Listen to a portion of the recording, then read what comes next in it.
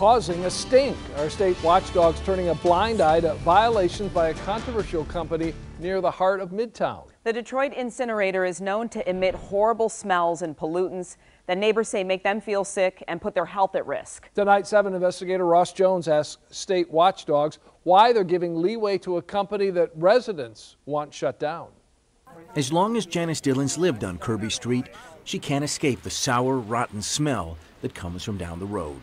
It's a stink. It's a horrendous stink. It's right across the freeway. Standing at the corner of Russell and Ferry, the facility known as the Detroit incinerator has been burning the region's trash since 1989.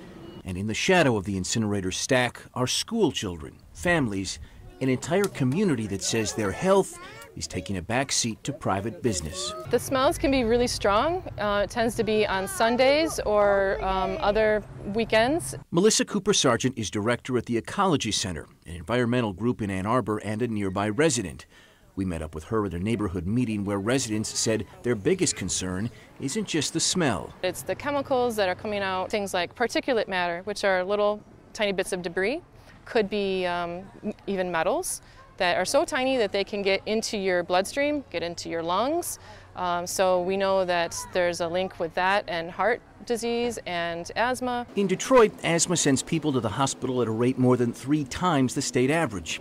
And children can be hit the hardest. Up and down the block, there's children with asthma. Well, my daughter has asthma, for example, and that worries me, and I always wonder if we didn't live here, would she still have asthma? I can tell you we spent a lot of man hours doing complaint investigations, holding public hearings, interacting with the community. Chris Etheridge is a manager for the state's Air Quality Division, which polices facilities like Detroit Renewable Power's incinerator.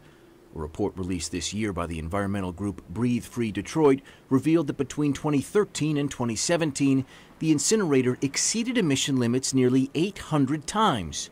How often were they cited? I believe there was a total of 8 emissions exceedances. There's a really big difference between 8 and 800. Those 8 violations cost the company $149,000. Why weren't they cited for more? The DEQ says they can only fine companies for emissions that occur at certain times of the day. For example, those that happen when the incinerator is starting up or shutting down are off the table. But Etheridge admits there are times where the facility could be fined where the state chooses not to. Facilities aren't allowed to pump out too much carbon monoxide for more than an hour, but the state, they've chosen to only issue fines if the pollution lasts longer than 2 hours. There are violations you don't fine them for. Why not fine them for every single violation?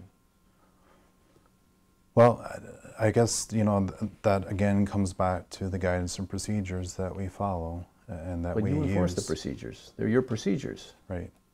And I would say that we've been doing that. It continues to emit odors. It continues to exceed pollution standards. Why should this place stay open?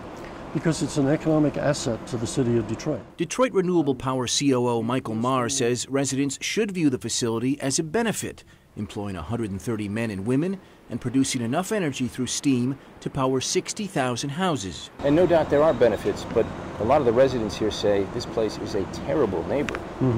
Well, we're trying to be a better neighbor. Residents will believe it when they see it, or in this case, smell it.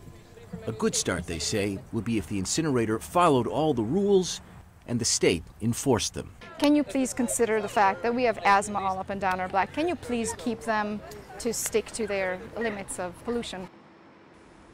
On Friday, the same day we spoke with the DEQ, the state announced it was fining the incinerator $55,000 for odor violations, something residents say is long overdue. But fines over emission violations, the ones that can harm our health, have been much smaller, only $3,000 since last year. Detroit Renewable Power's new owners say that they are investing more money in the facility, which they prefer to not call an incinerator, to help control emissions. Dave? Well, you've gotten their attention at least. Ross, thank you.